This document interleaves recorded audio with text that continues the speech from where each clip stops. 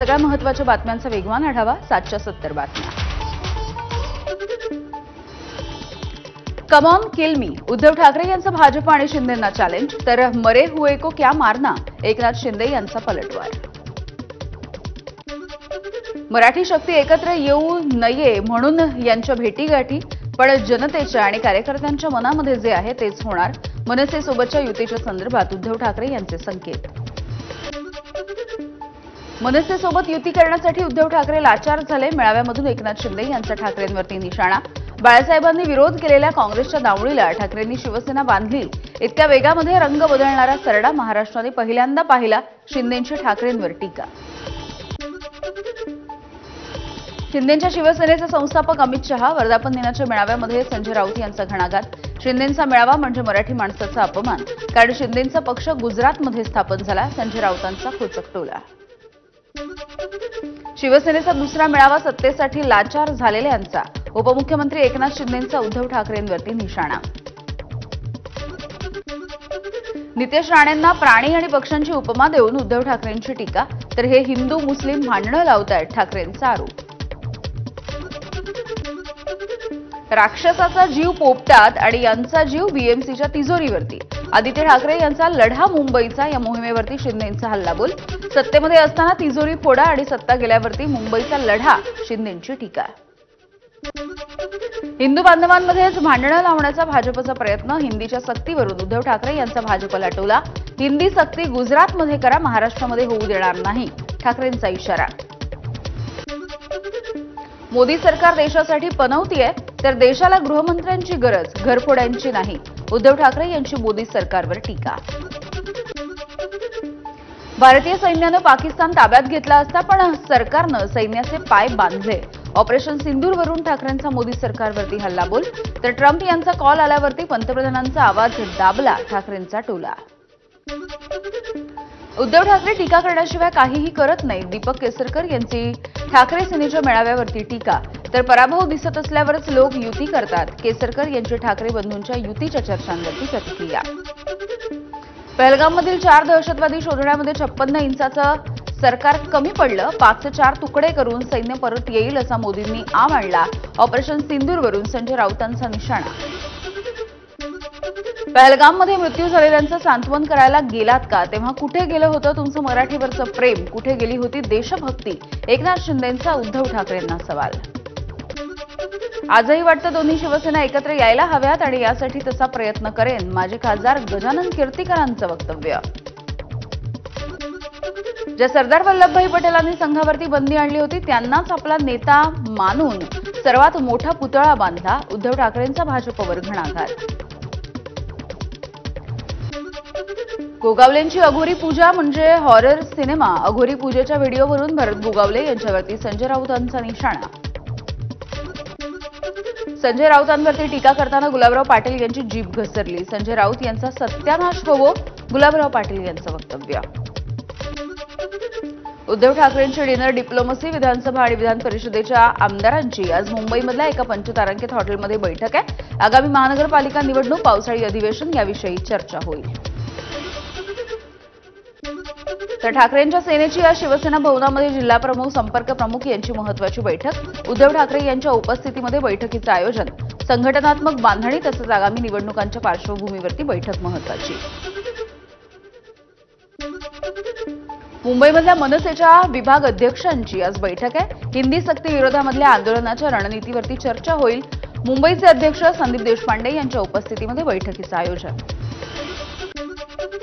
वर्धापन दिन संपल्याच्या नंतर उपमुख्यमंत्री एकनाथ शिंदे यांनी महत्त्वाची बैठक घेतली आहे, सर्व शिवसेना मंत्री आणि नेत्यांची बैठकीला उपस्थिती, येणाऱ्या महानगरपालिका निवडणुकांच्या संदर्भामध्ये रणनीती ठरवण्यासाठी चर्चा। केंद्रीय गृहमंत्री अमित शहा आज मुंबईच्या दौऱ्यावर दुपारी 2:45 वाजता हॉटेल फेअरमॉन्टमध्ये नाफडच्या कार्यक्रमासाठी उपस्थित राहतील, तसंच राज्यस्तरीय सहकार औद्योगिक संमेलनाला सुद्धा ते हजेरी लावणार आहेत। मुख्यमंत्र्यांच्या दौऱ्याच्या आधी जळगावमध्ये शरद पवार यांची राष्ट्रवादी आक्रमक झाली आहे, शेतकऱ्यांना नुकसान भरपाई मध्ये कपात करत अध्यादेशामध्ये बदल केल्यामुळे निषेध करण्यात आला, कार्यकर्त्यांकडून शेतकऱ्यांच्या नुकसान भरपाईच्या अध्यादेशाची होळी। नाशिक शहरामधल्या गोदावरी नदीला पूर आलाय। रामकुंड परिसरामधल्या भाजी पटांगण इथे पार्क केलेली गाडी सुद्धा गोदावरीच्या नदीच्या पुरामध्ये अडकून पडली आहे। नाशिकमधल्या इगतपुरी तालुक्यामधल्या दारणा धरणामधून 4742 तर नांदूर मधमेश्वरमधून 29307 क्युसेक्स वेगानं पाण्याचा विसर्ग सुरू आहे। पुण्यामधल्या खराडीमधून केशवनगरकडे जाणाऱ्या नदीवरच्या पुलाला बंधाऱ्यावरती अडकलेल्या व्यक्तीला पोलिसांनी वाचवलंय। मानवी साखळी तयार करून या व्यक्तीला बाहेर काढण्यात आलेलं आहे। पुण्यामध्ये सध्या पावसाची संततधार सुरू आहे। खडकवासला धरणामधून 15000 क्युसेक्सनं सध्या पाण्याचा विसर्ग होतोय। नदीकाठच्या गावांना सतर्कतेचा इशारा। पवना नदीचं पाणी पिंपरी चिंचवडमध्ये मोरिया गोसावी गणपती मंदिरामध्ये शिरलंय। नदीकाठी राहणाऱ्या नागरिकांना प्रशासनानं सावधानतेचा इशारा सुद्धा दिलेला आहे। पुण्याच्या जुन्नर तालुक्यामधल्या इंगळूण ते आंबे हातवीज हा घाटमार्ग दरड कोसळल्यामुळे बंद आहे। त्यामुळे अनेक गावांचा संपर्क सुद्धा तुटलाय। रत्नागिरीच्या खेडमधल्या जगबुडी आणि नारंगी नदीला पूर आला। खेड बाजारपेठेमधल्या व्यापाऱ्यांची यामुळे तारांबळ झाली आहे। रायगडमधल्या पोलादपूर आंबेनळी घाटमाथा 3 ठिकाणी दरड कोसळलेली आहे। या दरडीच्या सोबत रस्त्यावरती मोठ्या प्रमाणावरती माती सुद्धा वाहून आली आहे। पहिल्याच पावसामध्ये पाण्याखाली गेलेला गुहागर विजापूर राष्ट्रीय महामार्ग वाहतुकीसाठी खुला होण्याच्या मार्गावर पाटणचे तहसीलदार अनंत गुरव यांची माहिती।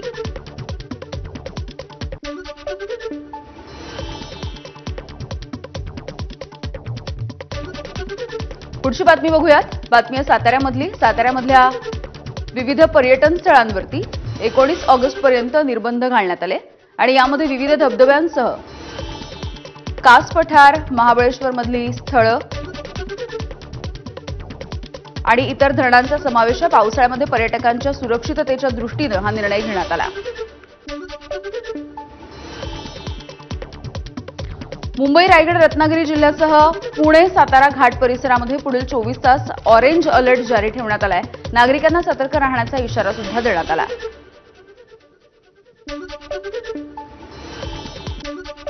कल्याणकडून उल्हासनगरकडे जाणारा पूल खचलाय। 2018ला बांधण्यात आलेला पूल खचल्यामुळे कामाच्या दर्जेदारपणावरती सध्या प्रश्नचिन्ह उपस्थित केलं जात आहे।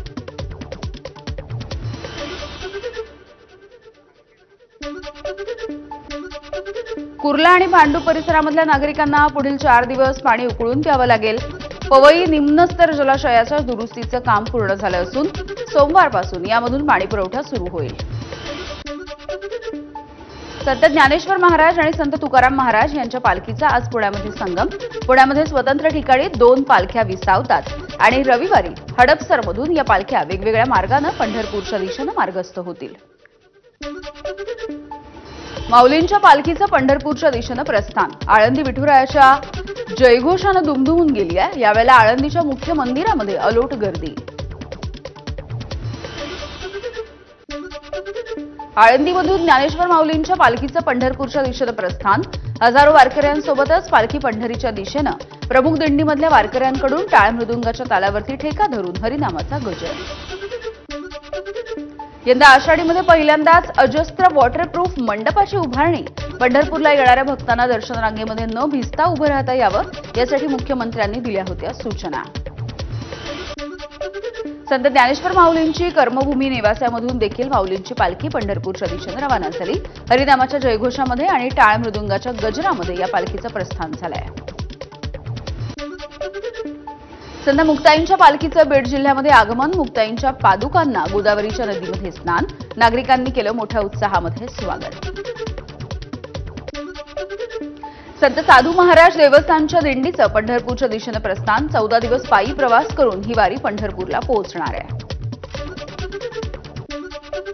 महाराष्ट्रामध्ये कोरोनाचे 59 नवे रुग्ण आढळले तर एकाचा मृत्यू झाला। जानेवारीपासून राज्यामध्ये नोंदवलेल्या एकूण रुग्णांची संख्या 2228 आणि मृतांचा आकडा 32 वर। मुंब्रा रेल्वे अपघातामध्ये जखमी झालेल्या अनिल मोरे यांचा मृत्यू झाला। या अपघाताच्या नंतर ज्युपिटर रुग्णालयामधल्या अतिदक्षता विभागामध्ये त्यांच्यावरती उपचार सुरू होते। वाशिमच्या व्यवहारे गल्लीमध्ये 2 गटांमध्ये तुफान राडा झाला। या वादाचं कारण अद्यापही अस्पष्ट आहे। मात्र या परिसरामध्ये भीतीचं वातावरण निर्माण झालंय. कोल्हापूरमधल्या एसटी कर्मचारी आक्रमक, महिला वाहकावरती अत्याचार करणाऱ्या एसटी अधिकाऱ्यांसह त्यांना पाठीशी घालणाऱ्या वरिष्ठांवरती सुद्धा कारवाई करण्याची मागणी. मुंबई विमानतळावरती कस्टम विभागाची मोठी कारवाई. दुबईला जाणाऱ्या प्रवाशाकडून परदेशी चलनासोबतच मौल्यवान हिरे सुद्धा जप्त झालेत. आरोपींकडून जप्त करण्यात आलेल्या हिऱ्यांची किंमत 1,70,00,000च्या घरात आहे. तुळजापूर ड्रग्सच्या तस्करीच्या प्रकरणी सोलापूरमधून आणखी एका आरोपीला अटक. राजू उर्फ पिट्टा सुर्वे असं या आरोपीचं नाव आहे. ड्रग्स तस्करी प्रकरणामधल्या आरोपींची संख्या 38 वरती गेली आहे. 16 आरोपी अद्यापही फरार आहेत. अकोल्याच्या पातूरमधल्या लाचखोर नायब तहसीलदार एसीबीच्या जाळ्यात. शेतवाच्या मोजणीसाठी 4,000 रुपयांची शेतकऱ्यांकडे त्यांनी लाच मागितली होती. कोल्हापूरच्या उदगावच्या वैकुंठ धाममध्ये अघोरी कृत्य केल्याचं समोर आलंय. गेल्या काही दिवसांपासून महिला आणि पुरुषांकडून भर दिवसा नग्न होऊन करणे, भानामतीचे प्रकार सुद्धा सुरू होते आणि सगळा हा प्रकार सीसीटीव्हीमध्ये कैद झालाय. परळीमध्ये महावितरण कार्यालय आणि नगर परिषदेच्या संगनमतानं मोठा अपहार. खासगी वीज ग्राहकांचे थकीत वीज देयक चक्क परळी नगर परिषदेच्या नावावरती वळते करत 39,23,000 रुपयांचा अपहार झाल्याचा सामाजिक कार्यकर्त्यांचा आरोप आहे. धाराशिवमधल्या परांड्यामधल्या जाके पिंपरीमध्ये विजेचा धक्का लागल्यामुळे एका तरुणाचा मृत्यू झालाय. अवघ्या 3 दिवसांनी त्याचं लग्न होतं. विद्युत पोलच्या लाईनवरचा स्विच बदलत असताना ही घटना घडली आहे. पालघरमध्ये समुद्रात पोहण्यासाठी गेलेला तरुण बेपत्ता. उमेद शेख असं या तरुणाचं नाव आहे. स्थानिकांच्या मदतीनं पोलीस प्रशासनाकडून सध्या शोध मोहीम सुरू आहे.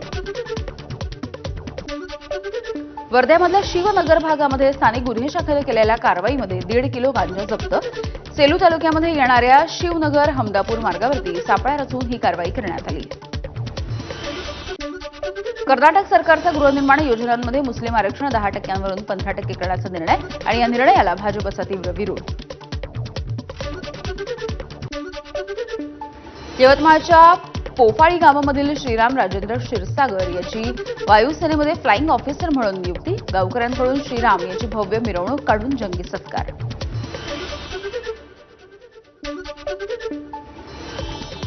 अहमदाबाद विमान दुर्घटनेमधल्या 215 मृतदेहांचे डीएनए जुळले आहेत. तर आतापर्यंत 198 मृतदेह कुटुंबियांच्या ताब्यात देण्यात आले आहेत. केदारनाथमध्ये 49 दिवसांमध्ये 11 लाख भाविकांनी दर्शन घेतलंय. पुढच्या काही दिवसांमध्ये भाविकांची संख्या आणखी वाढण्याची शक्यता आहे. 19 जुलै 2024 मध्ये भारतीयांनी स्विस बँकांमध्ये जमा केलेले पैसे तिप्पट होऊन सुमारे 37,600 कोटी रुपये झाले. स्थानिक शाखा आणि इतर वित्तीय संस्थांमध्ये ठेवलेल्या निधीमध्ये वाढ झाल्यामुळे ठेवींमध्ये वाढ झाली आहे. ऑपरेशन सिंदूरच्या नंतर संरक्षण मंत्रालय शस्त्र खरेदी प्रक्रियेचा आढावा घेईल आणि यासाठी समिती स्थापन करण्यात आली. देशामध्ये संरक्षण उत्पादनाला प्रोत्साहन देऊन मेक इन इंडिया सक्षम करणं, भारताला एमआरओ हब म्हणून स्थापित करण्याचं उद्दिष्ट आहे. इस्रायलकडून इराणची राज्य प्रसारण सेवा IRIB हॅकर्सकडून इराण सरकारच्या विरोधामध्ये व्हिडिओ चालवल्याची माहिती. जगातील सर्वोत्तम हवाई संरक्षण प्रणालींपैकी एक मानल्या जाणाऱ्या आयर्न डोमच्या कार्यप्रणालीवरती प्रश्नचिन्ह. इराणच्या प्रत्युत्तरामध्ये इस्रायलच्या तेल अवीव आणि हैफा बंदराचं मोठं नुकसान झाल्यामुळे प्रश्न उपस्थित. इराणवरती हल्ला करायचा की नाही या संदर्भात अमेरिका 24 ते 48 तासामध्ये निर्णय घेईल अशी इस्रायलला अपेक्षा आहे. एका इस्रायली अधिकाऱ्याचं द टाइम्स ऑफ इस्रायलमध्ये भाष्य.